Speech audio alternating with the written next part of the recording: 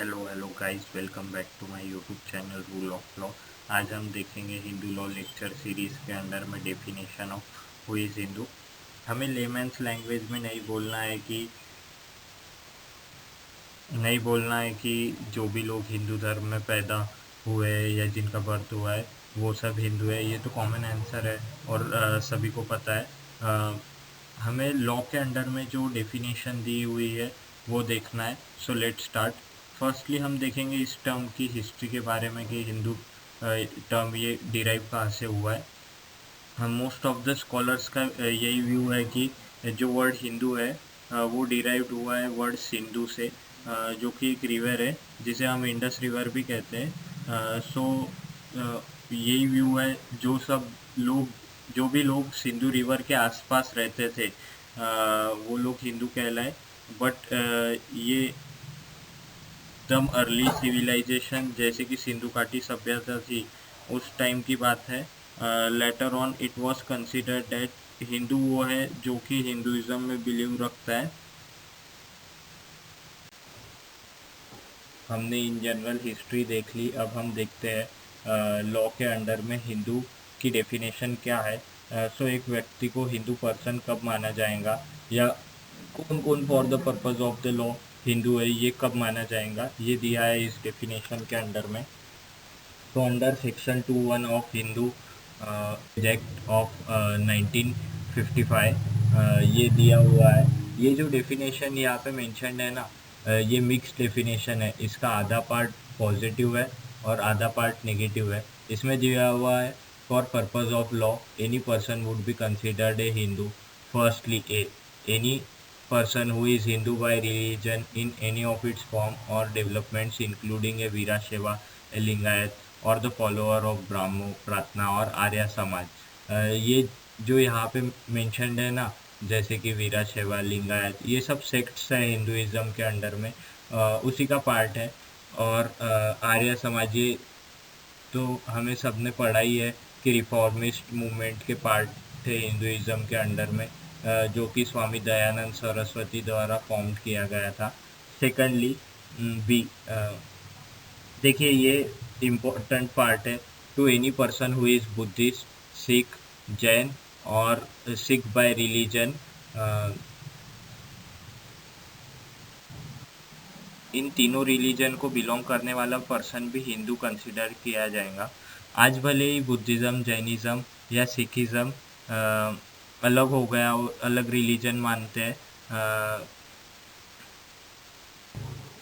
But for purpose of the law जो भी person in तीनों रिलीजन जो ऊपर मेंशन है उनसे बिलोंग करता है तो उसे भी हम हिंदू कंसिडर किया जाएगा। ऐसा क्यों है? क्योंकि एक टाइम पे ये जब जितने भी सारे रिलीजन यहाँ पे मेंशन है ना, ये ऑफशूट्स ऑफ हिंदुइज्म कहे जाते थे। ऐसा कंसिडर किया जाता था। और इनका ओरिजिन भी जो है वो इंडियन सब कॉन्टिनेंट पे ही हुआ था हिंदुइज्म के साथ साथ ही। जैसे सिखिज़्म और बुद्धिज़्म, जैनिज़्म, ये सारे इंडियन सब कॉन्टिनेंट के ओरिजिन के ही रिलीजन है। Thirdly C to any person जो कि मुस्लिम, क्रिश्चियन, पारसी या जू रिलीजन को बिलोंग ना करता हो और जो कि domiciled in the territory to which this act extends, यानी सीधी सी बात इंडियन सिटीजन हो, बट अगर वो पर्सन प्रूव कर देता है that he will not be govern by Hindu law in any matters mention, so वो भी हिंदू कंसिडर नहीं होगा। बट ये चार रिलीजन को बिलोंग करने वाले लोग छोड़ के सारे लोग हिंदू कंसिडर्ड किए जाएंगे, जो कि है क्रिश्चियन, मुस्लिम, पारसी और जो रिलीजन को बिलोंग करने वाले जो भी लोग हैं उनको सबको छोड़ के बाकी सारे लोग हिंदू कंसिडर किए जाएंगे for the purpose of the law until and unless it is proved. इस बेयर एक्ट के अंडर में एक्सप्लेनेशन के अंडर में दिया हुआ है। फर्स्टली एनी चाइल्ड लेजिटिमेट और इलेजिटिमेट, कोई भी बच्चा चाहे लेजिटिमेट हो या इलेजिटिमेट रहो, अगर उसके दोनों पेरेंट्स अगर हिंदू, जैन, बुद्धिस्ट या सिख रिलीजन को बिलोंग करते हैं तो वो बच्चा भी हिंदू कंसिडर किया जाएगा।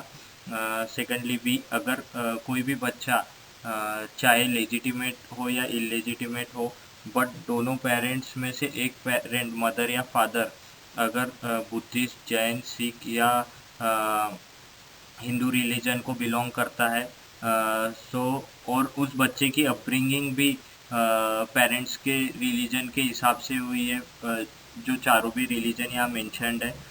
सो वो भी बच्चा एज ए हिंदू कंसिडर किया जाएगा।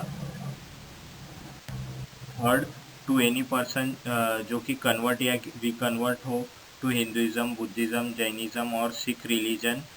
फॉर एग्जांपल क्रिश्चियन पर्सन अगर हिंदुज़म में कन्वर्ट हो जाए सो वो भी हिंदू कंसिडर किया जाएगा।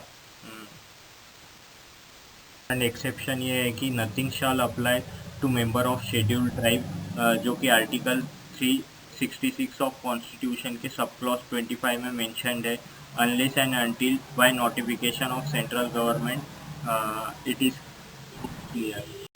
जब भी हु इज़ हिंदू या who would be considered as a Hindu person, ये क्वेश्चन आता है तो इसके अंडर में एक केस लॉ है जो कि बहुत इंपॉर्टेंट है कन्वर्जन के रिगार्डिंग। वो है पेरूमल वर्सेस पोन्नुस्वामी। इस केस में एक पेरूमल जो कि हिंदू पर्सन थे, उन्होंने एक क्रिश्चियन लेडी अन्नपाज़म के साथ शादी की।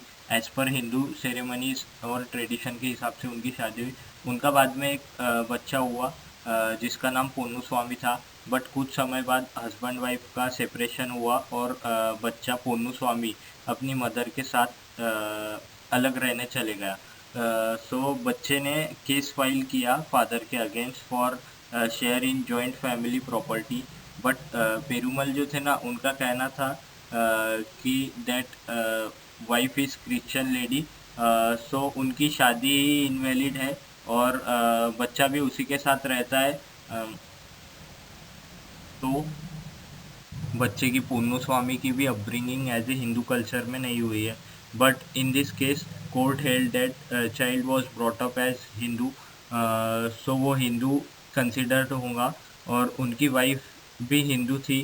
सो शादी भी वैलिड थी बिकॉज वाइफ का जो कन्वर्जन और के रिगार्डिंग जो कंडक्ट था वो दोनों थे मेंशन थे यहाँ पे।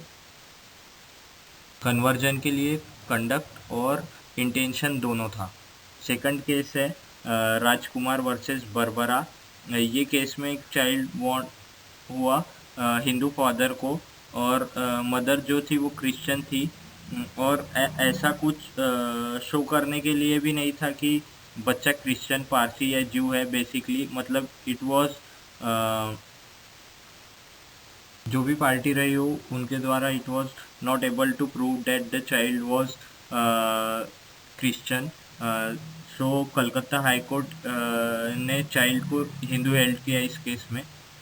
सो thank you guys, hope you like this video, so please like, share and subscribe to my channel. Thank you.